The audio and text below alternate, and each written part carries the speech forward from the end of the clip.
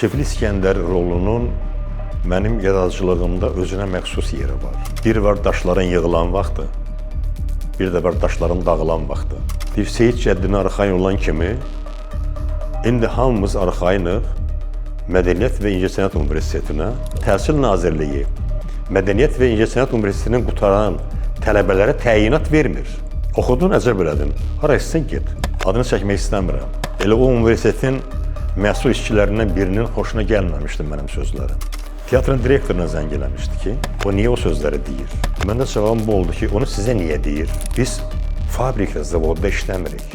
Biz nəyi axtardığımızı özümüz də bilmirik. Xalqı, milləti, dövləti onun mədəniyyəti ilə, incəsənəti ilə tanıyırlar. Topu ilə, tüfəngi ilə yox. Sənətini sevməyən nə xalqını, nə dövlətini sevə bilməz. Ərazidən də gördüyünüz kimi biz Bakıda deyilik. Bəli, Miras Cənub bölgəsindədir. Kanala abunə olmayanlar abunə olmağı, videolarımızı bəyənməyi, paylaşmağı və şərh yazmağı unutmayın. Əgər Miras YouTube kanalına maddi dəstək olmaq istəsəz, gördüyünüz bu Patreon linkına daxil olub bizə iyanə edə bilərsiniz. Mirasa tərəfdaşımız olan Tahirzadə brendinin təqdimatında baxırsınız. Xoş izləmələr. Bu hekayə dəyərini min illərdən gələn mirasdan alır.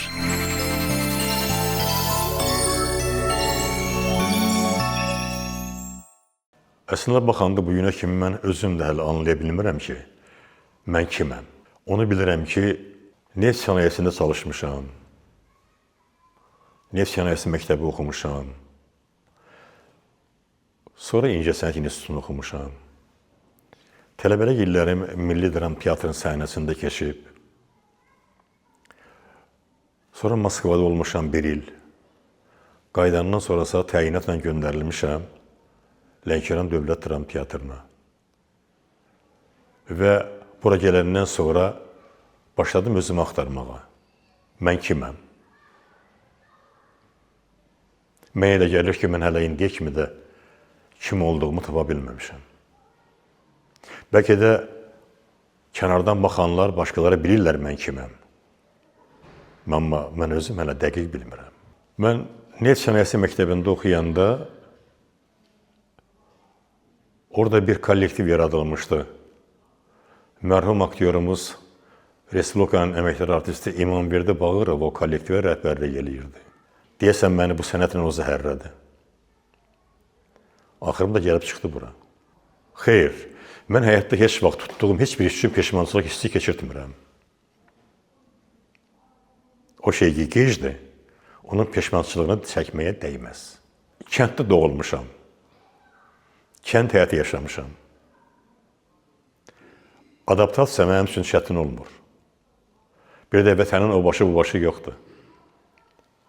Bura böyük Azərbaycan torpağıdır. Mən də Azərbaycan vətəndaşıyam.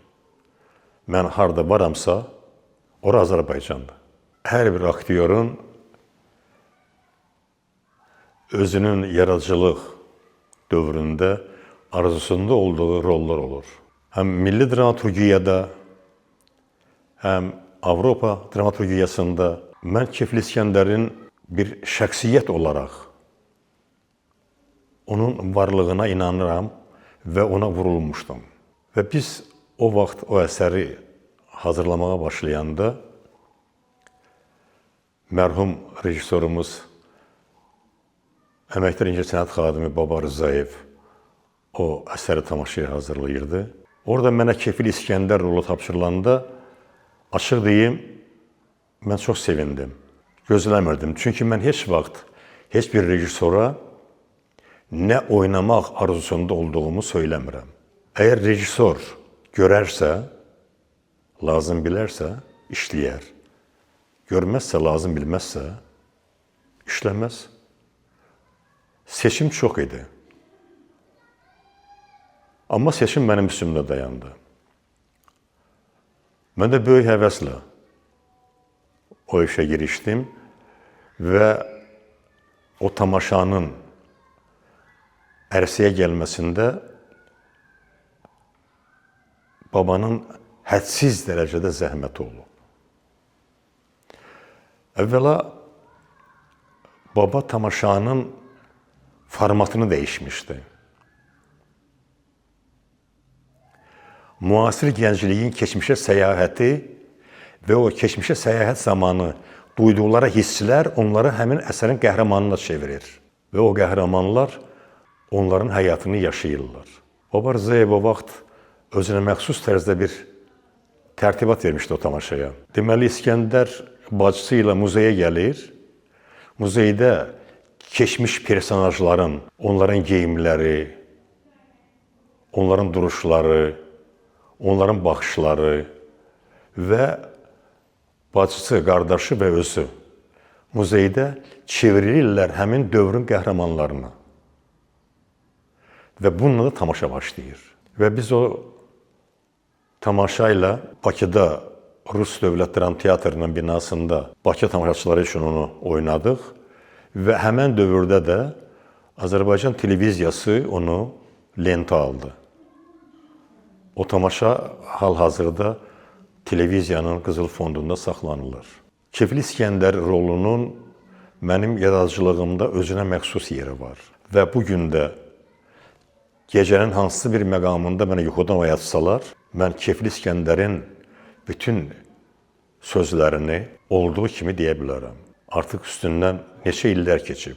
O vaxt biz 5 tamaşa ilə getmişdik qastrola. Orada Cəfər Cabbarlının Aydın əsərinin tamaşası var idi. Orada Hüseyn Cavidin Topal Teymur əsərinin tamaşası var idi. Orada Üzeyir Hacıbəylinin Olanlardan Keçənlərdən əsərinin tamaşası var idi. Yəni bu tamaşaların hamısı oynanıldı və oynanılandan sonrasa o tamaşaların hamısı müzakirə olundu. Ölülər tamaşasının müzakirəsi institutun binasında oldu. 3-cü mərtəbədə akt zalında. O müzakirəni mərhum professorumuz Mehdi Məmmədov aparırdı. Sonra olanlardan keçənlərin müzakirəsi oldu Teatr Xadimləri İttifaqının binasında. Sonra Aydının, Topal Teymurun. O müzakirələr öz-özlüyündə əyalətdə yerləşən bir teatrın simasını göstərdi. Varlığını müəyyən etdi ki, əyalət teatrları heç də digər teatrlardan geri qalmır, bəlkə də onları müəyyən mənada, müəyyən məqamlarda qabaqlayır. Bir var daşların yığılan vaxtı, bir də var daşların dağılan vaxtı. Müstəqillik əldə edəndən sonra sənət aləmində də bir boşluq yarandı. O boşluq daşların dağılan vaxtı idi.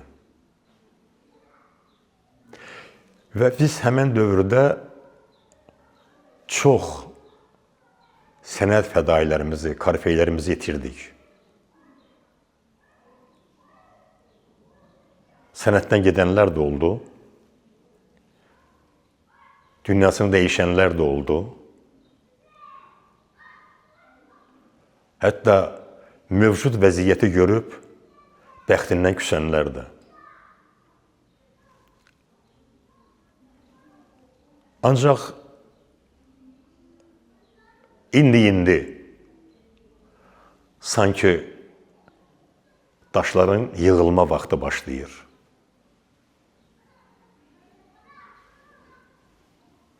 İndi bugün Azərbaycan teatr camiyyəsində teatrın yaranma günləri qeyd olunur, təntənəli şəkildə. Elə bil ki, teatr yenidən özünə qayıdır. Bax, haman bu dövrdə səhv eləmək çox təhlükəlidir. Biz hər şeydən qabaq belə bir dövrdə Azərbaycan teatrının milli simasını qoruyub saxlamalıyıq. Bizdən əvvəllər bu teatrlarda milli teatrın bünövrəsini quran insanların ardıcılları olaraq onu yaşatmalıyıq. Teatrlarımızı yad ünsürlərdən, yad cərəyanlardan qorumalıyıq. Teatr bir millətin, bir dövlətin simasıdır.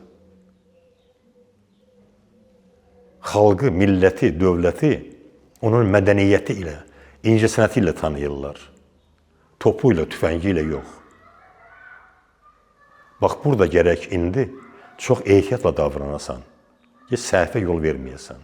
Əgər insan öz həyatını teatrla bağlayıbsa və teatr onun həyatının bir hissəsidirsə, onun səhv etməyə haqqı yoxdur. O teatrda təkcə rol oynamaq, səhnəyə çıxmaqla kifayətlənməməlidir. O teatrın qorunması, saxlanması, formalaşması üçün mübarizə aparmalıdır.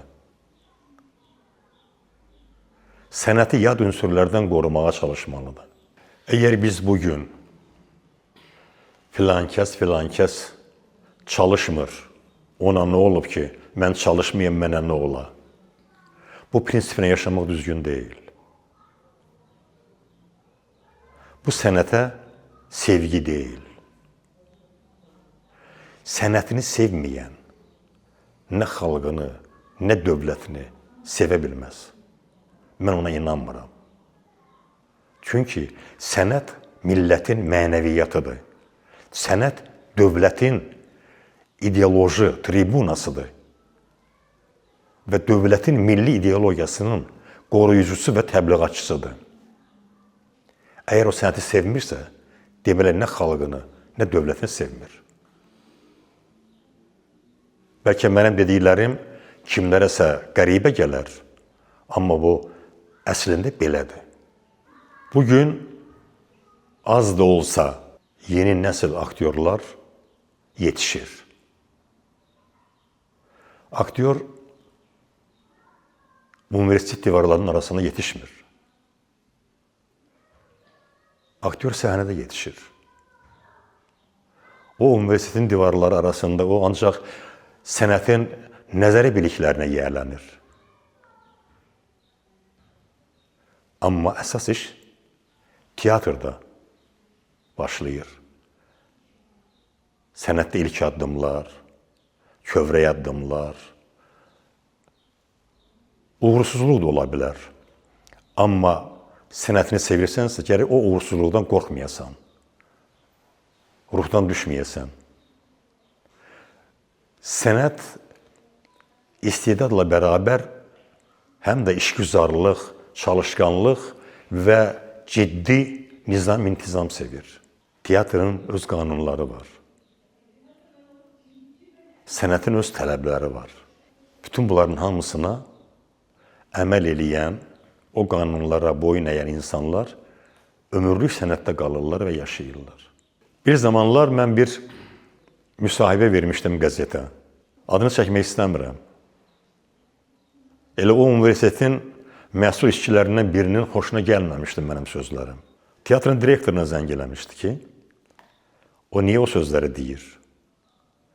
Məndə cavabım bu oldu ki, onu sizə niyə deyir?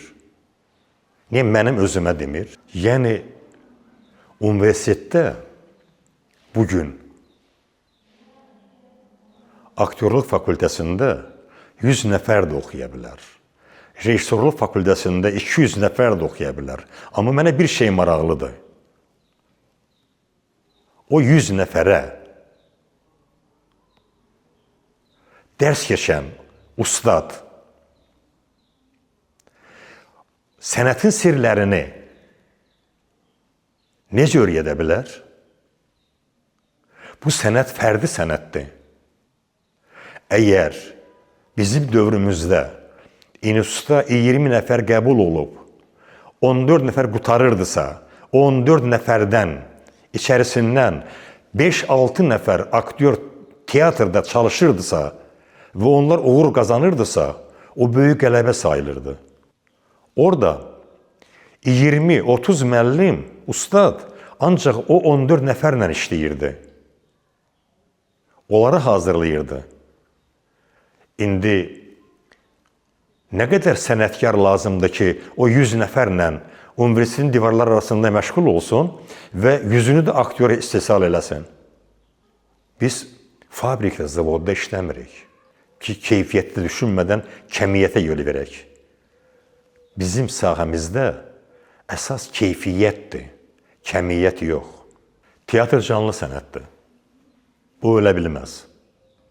Teatr olub, var, olacaq da. Kino. Kino ölə bilməz.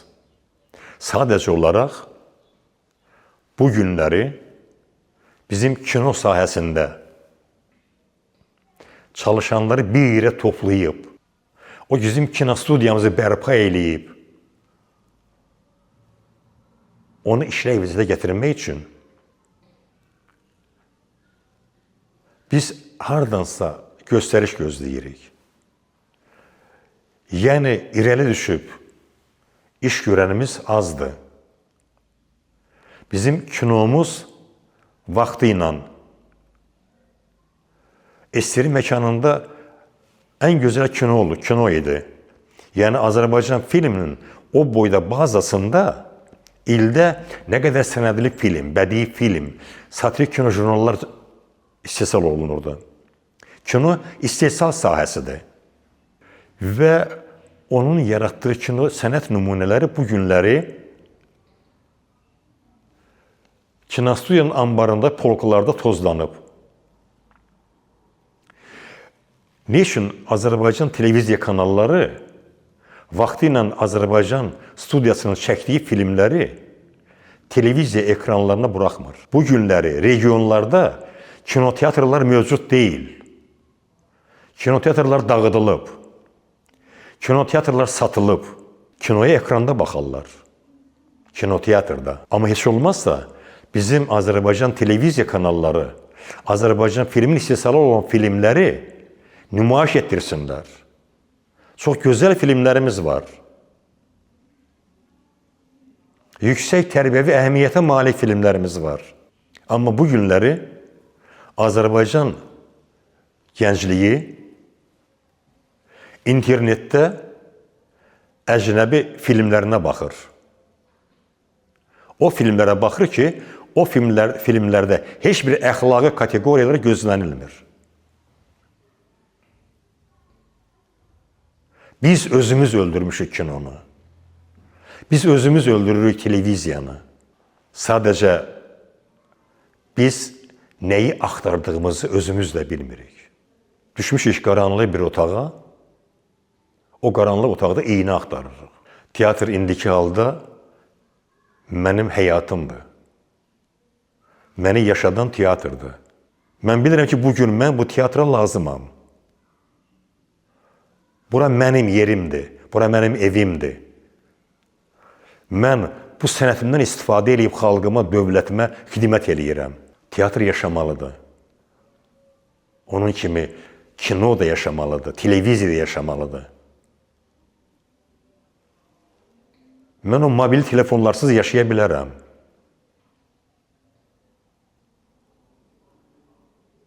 Çünki o mobil telefonlar dünənin məhsuludur. Amma televiziya, kino və teatr nə qədər qədimdir. Bu günləri Azərbaycan kinosunu inkişaf elətdirmək üçün kino sənətini, bilicilərini bir yerə toplamaq lazımdır. Onlar üçün o kinostudiya şərait yaradılmalıdır. Dövlət səviyyəsində filmlər çəkilməlidir. Azərbaycanın keçdiyi müstəqilliyin ilk illərində Azərbaycanın həyatında baş verənlər köçürülməlidir, kino səlnaməyə çevrilməlidir. Ki, gələcək nəsillər bu millətin, bu xalqın müstəqillik yolunda nələrdən keçdiyini onlar bilməlidirlər. Onların bilməsi üçünsə kino sənətini inkişaf elətdirmək, onu yaşatmaq və qaydaya salmaq lazımdır. Ölkənin həyatında baş verən bütün hadisələr sənədləşdirilib saxlanılmalıdır. Əgər saxlanılmırsa, 50 il bundan sonra gələcək adamlar bu dövrdə, bu ölkədə nələr baş verdiyini hardan biləcəklər? Əslində, səhnənin, dilin qorunmasında böyük xidməti var. Ona görə də bu günləri Azərbaycan teatrlarında tamaşaya hazırlanan səhnə əsərlərində lüzumsuz yerə gəlmə sözlərdən istifadə eləmək düzgün deyil. Dramaturqlarımız özləri də çox zaman lazım oldu, olmadı, əcnəbi kəlmələrdən istifadə eləyirlər. Əgər mənim dilimdə o sözün, o kəlmənin daha gözəli varsa, mən niyə ona getməliyəm? Dilin təmizliyini qorumaq ən vacib məsələdir. Çünki bu dil bizim ana dilimizdir, dövlət dilimizdir. Dili korlamaq olmaz. Tamaşada, əsərdə qoyulmuş mövcud vəziyyətdə o tələb olunursa personajın dilindən, o qəbul olunandır. Vaxtı ilə Azərbaycanın hər bir rayonunda və o rayonların hər bir kəndində mədəniyyət evləri vardı və o mədəniyyət evlərində öz fəaliyyət dərnəkləri vardı. O dərnəklərdə məktəblilər və o yerin gəncləri əsərlər hazırlayırdılar. Bəzən də elə rejissorluğu da o kənddəki məktəbin ədəbiyyat müəllimi eləyirdi.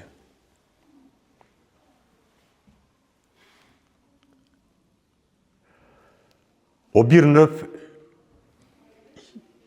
yetişməkdə olan gənclikdə sənətə maraq oyadırdı, sənətə məhəbbət oyadırdı, sənətə sevginin bünövrəsini qoyurdu. Çox təəssüf eləyirəm, bugün o dərnəklər mövcud deyil. Onun üçün də bugün Azərbaycanda mədəniyyət evləri işlək vəziyyətdə deyil. Çünki insanlarda sanki birdən-birə o dərnəklərə, mədəniyyət evlərindəki şəraitə görə ora gediş-gəlişə soyuq yanaşırlar, getmirlər, gəlmirlər, çalışmırlar. Çünki mədəniyyət evləri artıq yoxdur. Bir sözlə. Seyid Cəddini arxain olan kimi, indi hamımız arxainıq Mədəniyyət və İncəsənət Universitetinə. Onlar da kadr göndərmirlər. Çünki vaxtı ilə orada kadr məsələlərinin bölüşdürülməsi Mədəniyyət Nazirliyinə tabi idi. O aradan götürüləndən sonra Təhsil Nazirliyi Mədəniyyət və İncəsənət Universitetinin qutaran tələbələrə təyinat vermir. Oxudun, əcəb elədin, hara istəsən get. Amma əvvəllər təyinat var idi və o təyinatın da əsasında işləməyə gələnlər heç olmazsa 5-i gəlirdisə, 3-ü qalırdı, 2-si qalırdı. Çünki o vaxt instituta gedən tələbələrin əksəriyyəti öz fəaliyyət dərnəyindən çıxanlardılar. Bakıda tibb işçiləri mədəniyyət evi var idi. Dəmir yolçuları mədəniyyət evi var idi. 26-larda xalq teatrı vardı. Azərbaycanda nə qədər xalq teatrları var idi ki, o xalq teatrları özləri sözün əsl mənasında kadr hazırlayırdılar. Və onlar da müəyyən müddətdən sonra orta məktəbə qutarıb gedirdilər İncəsənət İnstitutuna. Amma indi onlar yoxdur. İlkin baza dağıldı. Mən çox istərdim ki, bizim gənclər hər hansı bir sənət seçənində düşünsünlər. Hər hansı bir universitetə diplom xatirinə getməsinlər. O sahəni, o sənəti seçib, sevib getsinlər. Və o sənətdə çalışmağa başlayanda da çətinliyinə qorxmasınlar. Heç də hər şey asan başa gələ bilmir. Hər şeyin yaxşısı çətinliklə yaranır. Və mən çox arzu eləyərdim ki, Azərbaycan gəncliyi milli mənəvi dəyərlərimizi sevib qiymətləndirsinlər. Dilimizi, sevsinlər. Ədəbiyyatımızı oxusunlar. Ən azından heç olmasa bilsinlər ki, Nizami, Füzuli, Səməd, Cəfər kimdilər?